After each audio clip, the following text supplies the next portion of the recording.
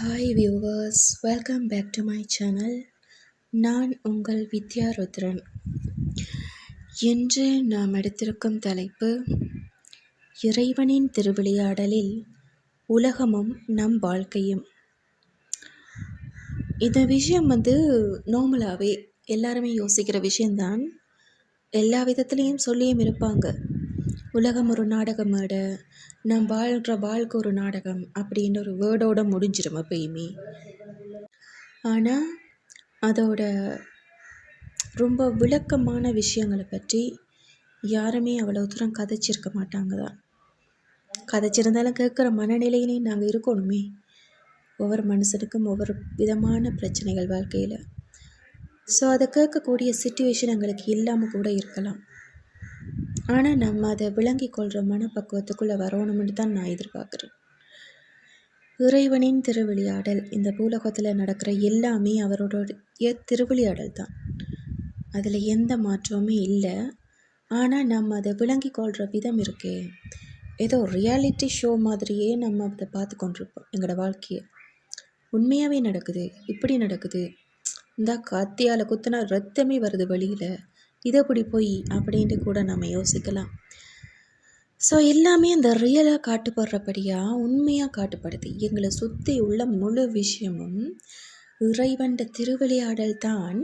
ஆனால் அது உண்மையாக காட்டுப்படுறபடியாக நம்மளால் அதை புரிஞ்சு கொள்கிற தன்மைக்குள்ளே முழுமையாக போக முடியாது தான். இல்லைன்னு சொல்லலாம், நான் அதை ஏற்றுக்கொள்கிறேன்.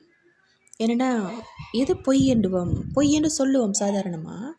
ஆனால் அடுத்த நிமிஷம் எங்களுக்கு எதுவும் ப்ராப்ளம்னா எங்களோட முக மாற்றத்திலிருந்து, எங்களோட உணர்வுகள்லேருந்து எல்லாமே எங்களுக்கு மாறத் தொடங்குது. ஸோ எங்களால் அது உண்மை இல்லைன்ற விஷயத்தை ஏற்றுக்கொள்ள முடியாது. ஏன் பிறப்பு நடக்குது, இறப்பு நடக்குது, அவங்களோட பக்கத்தில் இல்லாத உணர்வுகள் இருக்குது. இல்லை ஒரு உயிர் இந்த பூலோகத்துக்கு வந்தால் அந்த உணர்வு வேறு மாதிரி நல்ல சந்தோஷமாக இருக்குது. எப்படி அது நம்ம இல்லைன்னு சொல்ல முடியும்? அந்த மாதிரி நம்ம யோசிப்போம் இல்லையா? ஆனால் இவ்வளவுமே ஒரு நாடகம்தான். அதை நம்ம கொஞ்சம் நிதானமாக யோசிக்கும் போது அந்த நாடகத்துக்குள்ளே இருக்கிற சூட்சமம் எங்களுக்கு விளங்கும். நான் சூட்சமம்னு சொன்னது, இந்த உலகம் ஒரு நாடக மேடை, அந்த இதை நான் குறிப்பிட்டிருக்கேன். அப்படிப்பட்ட ஒரு நாடக மேடையில் நம்ம இப்போ சின்ன திரையில் நாடகங்கள் பார்த்து அந்த நேரம் சிரிப்போம், அழுவோம், கதைப்போம், அதில் விமர்சனங்கள் பண்ணி கொண்டே இருப்போம், இல்லை அதை பற்றி தீவிரமாக யோசிப்போம். ஜஸ்ட் ஒரு நாடகத்துக்கு, அதாவது டிவியில் ஒரு என்டர்டெயின்மெண்ட்டுக்காக போடுற ஒரு நாடகம் எங்களுக்குள்ளே எவ்வளவு உணர்வுகளை உண்டு பண்ணுது. அதே மாதிரி அதே ஒரு நாடகம்தான் இங்கே நம்ம வாழ்கிற வாழ்க்கை. அதை இறைவன் என்டர்டெயினாக பார்த்துட்ருப்பார். இதான் உண்மை. அதான் இந்த உலகம் ஒரு நாடக மேடை, அதில் வாழ்கிற வாழ்க்கை ஒரு நாடகம், அதை பார்த்துட்ருக்கிறது இறைவன்.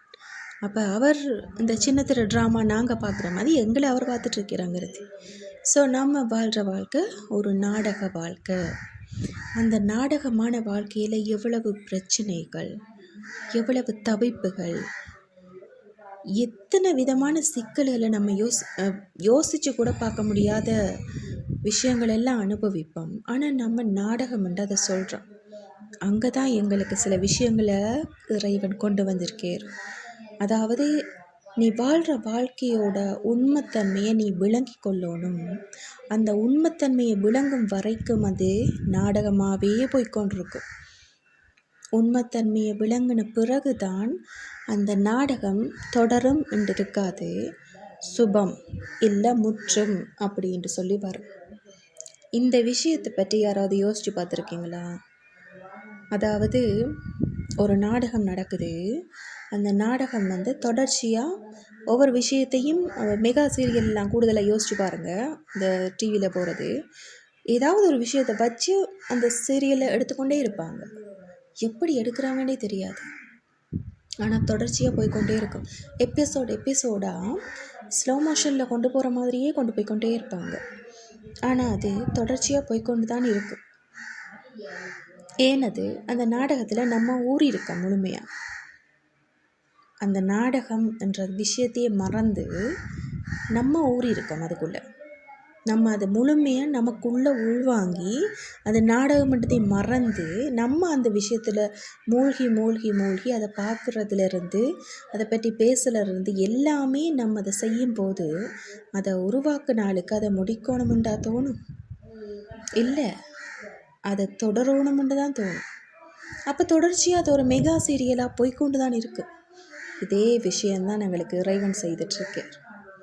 நம்ம வாழ்கிற வாழ்க்கைக்குள்ளே முழுமையாக ஊறி இதுதான் உண்மை, இந்த வாழ்க்கை தான் நிரந்தரம், இப்படி வாழ்ந்தால் தான் வாழ்க்கை நல்லபடியாக வாழலாம் என்று சொல்லி நம்மளை ஒரு கட்டுக்கோப்பை போட்டு இதுதான் குடும்ப வாழ்க்கை, இந்த மாதிரி தான் வாழணும், இந்த மாதிரி வாழ்ந்தால் தான் வாழ்க்கை நல்லா இருக்கும், இப்படி இது கொண்டு போனால் தான் இந்த மாதிரி பொசிஷனுக்கு வந்தால் தான் இப்படி இருக்கலாம்ன்ட்டு பதவியிலிருந்து அங்கீகாரத்திலிருந்து படிப்பிலிருந்து எல்லாமே நாம் இங்கே உருவாக்கின விஷயங்களை வச்சு மட்டும் நம்ம முடிவு பண்ணி அதுக்குள்ளேயே ஊறி அந்த விஷயந்தான் எல்லாத்துலேயும் பெஸ்ட் அப்படின்ட்டு சொல்லி நம்ம ஒரு கட்டுப்பாடை விதித்து வாழ்ந்து கொண்டிருக்கிறோமே.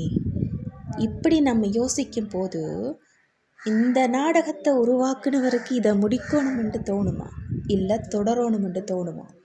அட நல்லா இருக்கே, இவங்க இன்னும் அதுக்குள்ளே ஊறிக்கொண்டே இந்த உலக வாழ்க்கை தான் உண்மைன்னு சொல்லி இதுக்குள்ளே அவங்க ஊறிக்கொண்டே போய்கொண்டிருக்கிறாங்க. அந்த மாய வாழ்க்கையை கூட அவங்களால விளங்கி கொள்ள முடியாமல் தொடர்ச்சியாக ஒரு தன்னை கூட உணர்ந்து கொள்ள முடியாத நிலைமையில் அவங்க தொடர்ச்சியாக அந்த வாழ்க்கையை வாழ்ந்து கொண்டே பிறப்பு இறப்பு பிறப்பு இறப்பு இப்படியே போய்கொண்டு அவங்க அந்த இதுதான் வாழ்க்கைன்னு சொல்லி நம்பிட்டு இருக்கிறாங்க முழுமையாக. அண்டு அந்த இறைவன் அந்த விஷயத்தை பார்க்கும்போது ஓகே, அவங்க இதை புரிஞ்சு கொள்றதுக்கு டைம் கொடுப்பாங்க அப்படின்னு சொல்லி அவரும் அதை கமா போட்டு தொடங்கி கொண்டு தான் இருப்பார். அங்கால ஒரு நாள் முற்றமுண்டது வராது.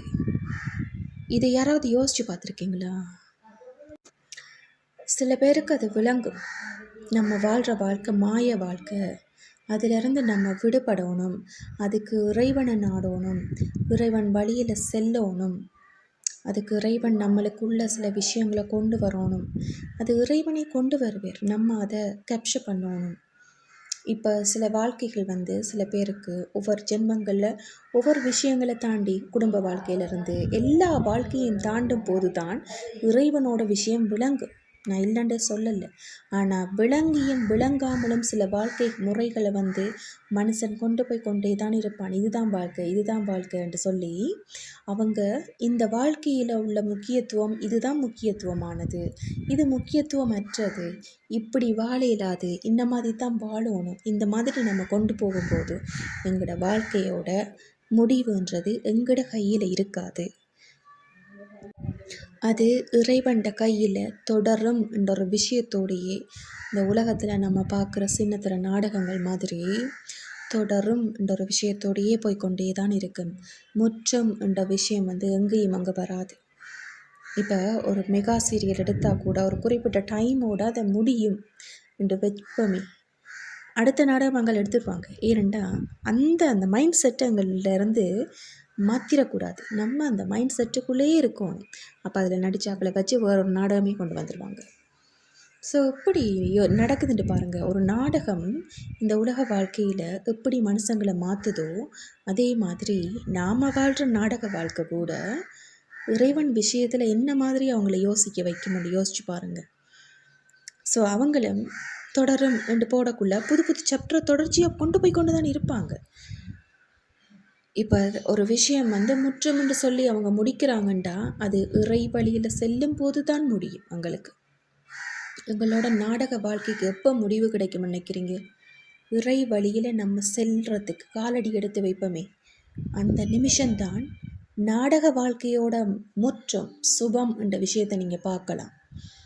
அது வரைக்கும் அது பல பிறவியாக இருந்தான பல யுகமாக இருந்தான தொடரும் தான். தொடரும் நாடகத்தில் முடிகிற மாதிரி தொடரும், அந்த மாதிரி தான் நடக்கும். ஒரு நாளும் முற்றுமுண்ட பாக்கியம் அங்கே இருக்காது. தொடரமுண்ட பாக்கியத்தை மட்டும்தான் நீங்கள் பார்க்கலாம். ஏனெண்டா மாய வாழ்க்கையில் நாம் ஊறி இருக்கும் வரைக்கும் ஒரு நாளும் முழுமையாக நம்ம முற்றுமுண்ட வசனத்தை பார்த்து கொள்ளலாது. இறைவன் வசம் இருக்கிறது தொடருமுண்ட ஒரே ஒரு என்ன சொல்கிறது அந்த ஒரு விஷயம் மட்டும்தான் அவர் வச்சிருப்பார். ஏண்டா உலகியல் வாழ்க்கையில் முழுமையாக மாய உலகத்தில் மூழ்கி கிடக்கிற மக்களுக்கு இதுதான் வாழ்க்கைன்னு சொல்லி யோசித்து இறை வழியில் செல்றவங்களை கூட சில பேர் வேறு வழிக்கு திசை திருப்பலாம். அவங்களுக்கு கூட வாழ்க்கை முற்றுமுண்டு இருக்காது, தொடரும். ஏனெண்டா அவங்களும் இன்னும் இறைவனை படிக்கிறதுக்கு பல ஜென்மம் வேணுமே. அந்த ஜென்மத்துக்காக பல விஷயங்களை இறைவன் கொண்டு போகணுமே அவங்களுக்கு. ஸோ என்ன செய்வேர், இறைவனை விளங்கி கொள்ளலையா? விளங்குறவங்களை கூட நீங்கள் யோசிக்க வைக்கிறீங்க, டென்ஷன் ஆக்குறீங்கன்றா கூட உங்களுக்கு இன்னும் பல உறவிகளை கொடுப்பேர். ஏன்னா நீங்கள் விளக்கம் இல்லாமல் இருக்கிறீங்க. வாழ்க்கையில் நம்ம செய்கிற பல தவறுகள் நம்மளோட வாழ்க்கையில் சில விஷயங்களை எங்களுக்கு விளங்கப்படுத்தி கொண்டே இருக்கும். அது எங்களுக்கு விளங்காமல் கூட இருக்கலாம். முதல்ல ஒரு நாளும் இறை பாதையில் செல்றவங்களை தடுத்து, இல்லை இறை பாதையில் போய்கொண்டிருக்கிறவங்களுக்கு மனமாற்றத்தை உருவாக்குற விஷயங்களை மறந்தும் செய்திடக்கூடாது. ஒருவேளை செய்தால் கூட உலகியல் வாழ்க்கையில் இருக்கிறவங்களுக்கு இந்த நாடகம் ஒரு சாப்டர் மாதிரி போய்கொண்டிருக்குமே, அந்த மாதிரி அவங்களுக்கு இன்னும் பல பிறவிகளை கொடுத்து கொடுத்து அந்த விஷயம், அதாவது உலகம் ஒரு மாய வலை, அதுக்குள்ளே நீங்கள் சிக்கி தவிச்சிட்ருக்கீங்க. மேலே கொஞ்சம் பேர் வந்து கொண்டிருக்கிறாங்க, ஆனால் அவங்களையும் நீங்கள் இழுக்கும்போது அந்த மாய வலைக்குள்ளே நீங்கள் இழுக்கிறீங்க.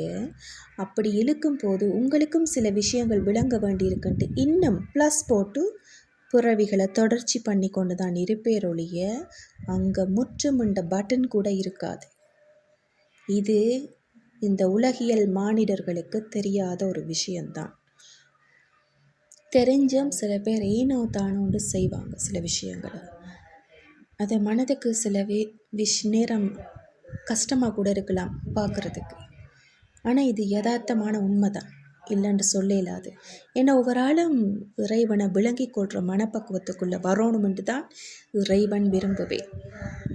அப்போ என்ன நடக்கும், அவங்களுக்கு ஆரம்பத்திலிருந்தே ஓகே இதுதான் உலக வாழ்க்கை, இந்த மாதிரி தான் உலகம். அவங்க சில விஷயங்களை போன பிறவிகளில் முடித்து வந்திருக்கலாம். இப்போ நம்ம ஒரு பாதையில் போகிறோம்ண்டா கூட அந்த பாதை எங்களுக்கு சரியா பிள்ளையான்றது இறைவன் காட்டாமலா நம்ம இந்த பாதைக்கு போகிறோம். நம்ம யோசிக்கிறோம் எப்படின்னா, இந்த உலக வாழ்க்கையில் இது ஒரு நாடக மேடை, இந்த நாடக வாழ்க்கையில் நம்ம வாழ்ந்துட்டுருக்குறோம். எல்லாம் ஒரு ஜஸ்ட் வாழ்கிறதுக்கு தான் ஒரு வாழ்க்கை, இதுதான் வாழ்க்கை அப்படின்னு சொல்லி வாழ்கிறோம். வாழ்கிறதுக்கு தான் எனக்கு வாழ்க்கை கொடுத்துருக்கார் இறைவன், வாழ்கிறதுக்கு தான் வாழ்க்கை கொடுத்துருக்கார். ஆனால் இறைவனையும் உணர்றதுக்காக வாழ்க்கை கொடுத்துருக்கேன்ற விஷயத்தை நம்ம மறக்கிறதால எங்களுக்கு பல பிறவிகள் பல விஷயங்களை நம்ம அனுபவிக்க நேரிடலாம். ஸோ அவங்க யோசிக்கிற விஷயம் பொதுவாக இந்த உலகத்தில் பல மனிதர்கள் நான் பார்த்துருக்கேன், இல்லைன்னு சொல்ல இயலாது, தனியாக ஒரு சிலர்ன்னு சொல்ல மாட்டேன், பல பேர் இந்த உலகத்தில் இது எல்லாருக்குமே தேவையான ஒரு விஷயம்ன்றபடியாக தான் இந்த வீடியோ எனக்கு இன்றைக்கு மைண்டுக்குள்ளேயே கொண்டு வந்தேன். ஏனெண்டா என்னோட இறைவன் எனக்கு கொடுக்குற விஷயங்கள், நான் போடுற வீடியோஸில் எல்லாமே அவர் எனக்கு உள்ளே கொண்டு வர விஷயங்கள் தான். எனக்கு அதை சில விஷயங்களை லைவாகவும் அதை விளங்கப்படுத்துவேன், என்ன விதமாக இருக்கும் என்ற மனதுக்குள்ளே அதை விளங்கப்படுத்துவேன். ஸோ மனிதர்கள் இறைவனை விளங்கி கொள்கிற விஷயத்தில் காட்டுற அந்த பிழையான விஷயங்கள் மட்டும்தான் அவங்களை இறைவன் பக்கம் செல்ல விடாமல் தடுக்கின்றது. ஏனெண்டா நம்ம பிறக்கிறது ஓகே நல்ல சந்தோஷமாக என்ஜாய் பண்ணி வாழ்கிறதுக்கு தான் அப்படின்ட்டு சொல்லி நம்ம வாழ்கிறது தான், நான் இல்லைன்னு சொல்லலை. ஆனால் இறைவன் என்ற விஷயத்தை நம்ம எப்போ ஏற்றுக்கொள்கிறோமோ அப்போ தான் எங்களுக்கு இந்த மாய வாழ்க்கை முற்றும் என்ற விஷயத்தை கொண்டு வரும். அதுவரை பிறவிகள் தொடர்ந்து கொண்டு தான் இருக்கும். நம்ம மாய வாழ்க்கையை விட்டு இறைவன் தான் எல்லாமே என்று சொல்லி அவர பாதையில் கால் எடுத்து வைக்க வழிகட்டமெண்டா எங்களுக்கு முற்றம் என்ற பட்டன் நெருக்கமாக கூட இருக்கலாம், எங்களுக்கு அது விளங்காமல் கூட இருக்கலாம். ஆனால் இதுதான் உண்மை. நம்ம பார்க்குற விஷயங்களை மட்டும் வச்சு முடிவு பண்ணக்கூடாது. ஏனென்றா இறைவன் ஒவ்வொரு உயிருக்கும் ஒவ்வொரு வகையான வாழ்க்கை முறையை கொண்டு போயிருப்பார். ஒரு ஜென்மத்தில் ஒரு விஷயம் நடக்குதுண்டா இன்னொரு ஜென்மத்தில் இன்னொரு விஷயம் அந்த உயிருக்காக காத்திருக்கும்.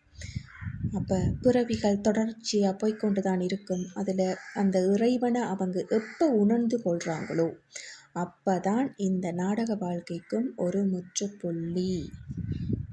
அந்த முற்றுப்புள்ளியை தேடி போகிறவங்களையும் சில பேர் டிஸ்டர்ப் பண்ணி கொண்டே இருப்பாங்க. இது உலகத்தில் நடக்கிறது யதார்த்தமாக. எல்லாரோடைய உங்களுடைய வாழ்க்கையிலையும் சரி, என்னோடய வாழ்க்கையிலையும் சரி, எல்லாரோடைய வாழ்க்கையிலையும் சரி நடக்குதுதான், இல்லாண்டு இல்லை. ஆனால் அவங்க யோசிக்காத ஒரு விஷயம் என்னென்னா, ஒரு நாளும் இறை பாதையில் போகிறவங்களை கூட நம்ம டிஸ்டர்ப் பண்ணக்கூடாது. பண்ண வழிகட்டமெண்டா எங்களுடைய தொடரும் என்றதும் தொடர்ந்து கொண்டு தான் இருக்கும். உலகியல் வாழ்க்கையிலேயே சந்தோஷமாக வாழ்கிறோம்ன்ற ஒரு என்ன சொல்கிறது, மாய வலையில் வாழ்ந்து கொண்டு இருக்கிறவங்களோட வாழ்க்கை தொடரும் என்ற விஷயத்தில் தொடர்ந்து கொண்டு தான் இருக்கும் ஒழிய அங்கே முற்றுமண்ட பட்டன் கூட இருக்குமான்னு கூட தெரியாது. ஏனென்றா நம்ம சில விஷயங்களை விளங்கி கொள்ளாமல் போகிறோம் என்று சொல்லி இறைவன் சில பேர் மூலமாக அதை நம்மளுக்கு சொல்ல வைக்கிறார். ஆனால் அவங்களையும் அந்த விஷயத்திலேருந்து நம்ம மாற்ற நினைக்கும் போது நம்மளுக்கு பாவ வினைகள், பாவம் கர்ம வினைகளும் சேர்ந்து கூடும். இது நம்மளுக்கு கண்ணப்பேருக்கு விளக்கம் இல்லாத ஒரு விஷயம். ஒரு நாளும் இறை பாதையில் இருக்கிறவங்களை தடை செய்கிறது என்ற விஷயம் அவங்களோட கர்ம வினைகளை ரொம்பவே அதிகரிக்க செய்யும். இது அவங்களுக்கு தெரிஞ்சு நடக்கலாம், தெரியாமலும் நடக்கலாம். சில பேர் அதை நம்ப கூட மாட்டாங்க. ஆனால் இது ரியலான விஷயம். ஏனண்டா இதை சொல்லி ஆகணும். இது கணப்பேருக்கு உதவியாக இருக்கும். இந்த விஷயம் நம்ம சரியாக ஒரு ரூட்டில் போகிறோமா இல்லையான்றது தெரியாமலாம் நம்மளோட வாழ்க்கையை இறைவன் கொண்டு போவார். இல்லை எங்களோட வாழ்க்கையில் இது நடந்தால் இதுதான் பின்னுக்கு நடக்குமென்று நாங்கள் டிசைட் பண்ண முடியுமா எங்களோட வாழ்க்கையை? இப்போ முன்னுக்கு ஒரு விஷயம் எங்களுக்கு நடக்குதுன்னா அதை வச்சு இந்த விஷயம் இப்படித்தான் போய் முடியும் என்று சொல்லி நம்ம ஒரு நாளும் டிசைட் பண்ண முடியாது. இறைவனோட கணக்கை நம்மளால் விளங்கி கொள்ளவே முடியாது. அவர் எப்போ எந்த விஷயத்தை எப்படி மாற்றுவார் என்று தெரியாது. எந்த செகண்ட் அது மாறும் என்று கூட எங்களுக்கு தெரியாது. அப்படிப்பட்ட வாழ்க்கையில் நம்ம அடுத்த ஸ்டெப்ஸ் எடுத்து வைக்கும்போது இறைவன் அனுக்கிரகம் அதில் வந்தால் அந்த அனுக்கிரகத்தை பிடிச்சி நம்ம அடுத்த பாதையை நோக்கி போகணும் ஒழிய நம்ம இதுதான் வாழ்க்கைன்னு சொல்லி இருந்தோம்டா ஒரு நாளுமே அந்த நாடக மேடையிலேருந்து இறங்கவும் மேலாது. நாடகமும் தொடர்ச்சியாக போய்கொண்டு தான் இருக்கும். கமா போட்டு தொடரும் அப்படின்னு சொல்லி போய்கொண்டு தான் இருக்கும் ஒழிய ஒரு நாள் முற்றும் என்ற விஷயமோ சுபம் என்ற விஷயமோ அந்த நாடகத்துக்கு முற்றுப்புள்ளி வைக்க முடியாது. அதையும் தாண்டி நம்ம முற்றுப்புள்ளி வைக்கணும் என்று யோசித்தா இறை பாதையில் காலடி எடுத்து வைக்க வேண்டும். அப்படி இறை பாதையில் ஏதோ ஒரு பிறவிகளில் நல்ல வினைகள் செய்து நல்ல விஷயங்களை செய்து அந்த பாதையில் காலடி எடுத்து வைக்க வழிகட்டா நம்ம அதிலிருந்து பின்வாங்குதல் கூடாது. எவ்வளவோ தடை வரும், இல்லைன்னு சொல்லலாம். இறை பாதையில் இருக்கிறவங்களுக்கு எவ்வளவோ இந்த உலக வாழ்க்கையில் தடை வரும். அதை தாண்டி இறை பாதையில் சென்று இறைவனை அடையிறன்றது அந்த இறைவனுக்கு மட்டும்தான் அந்த பாதைக்கு எப்படி கொண்டு போகணும், என்ன விதமாக தன்னிட்ட கொண்டு வரணும் என்ற விஷயம் அந்த படைச்ச இறைவனுக்கு மட்டும்தான் விளங்கும்.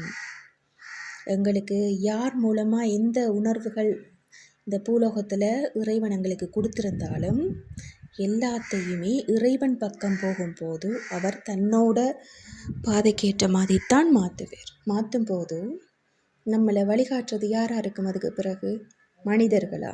இல்லை, முற்று முழுதாக இறைவன் மட்டும்தான். எந்த மனிதராலையும் இறை பாதையில் இருக்கிறவங்களை வழிகாட்ட முடியாது. அந்த வழியை தீர்மானிக்கிற முக்கியத்துவமானால் அவங்களோட இறைவன் மட்டும்தான். இதை நம்ம விளங்கி கொள்ளணும். கணபேர் நம்ம என்ன யோசிக்கிறோம்? நான் தான் எல்லாத்தையும் பார்த்துக்கொள்கிறேன், நான் தான் முன்னுக்கு நிற்கிறேன், இல்லை நான் தான் இந்த விஷயத்தையெல்லாம் சரி பண்ணி பார்த்துக்கொள்கிறேன் எல்லாருக்கும் அப்படின்னு யோசிக்கிறோம். ஒரு நாளும் இல்லை. இந்த உலகத்தோட முழு உயிர்களுக்கும் இறைவன் மட்டுமே வழிகாட்டி. அப்போ இறை பாதையில் செல்றவங்களுக்கு யார் வழிகாட்டி? அந்த இறைவன் தான். முற்றுமுழுதாக அந்த இறைவன் தான் என்ன செய்யணும், என்ன சொல்லணும், என்ன எது நடக்கணும் அடுத்ததுன்னு சொல்லி எல்லாத்தையுமே தீர்மானிக்கிறது அந்த இறைவன் மட்டும்தான். அப்படி இருக்கும்போது அந்த நாடக வாழ்க்கையிலிருந்து விடுபட்டு ஒரு நல்ல முறையில் ஒரு இறைவன் பாதையில் செல்லணும்னு நினைக்கிற அந்த உயிருக்கு அந்த இறைவனுக்கு தெரியும் அந்த பாதையில் என்ன மாதிரி வழிகாட்டி எப்படி கொண்டு போகணும். நம்ம அந்த பாதையில் அதை இறை பாதையில் செல்றவங்களுக்கு ஒரு நாளுமே நம்ம வேறு யாருமே எந்த சாதாரண மனிதர்களும் ஒரு நாளுமே வேறு எதுவுமே சொல்ல இயலாது.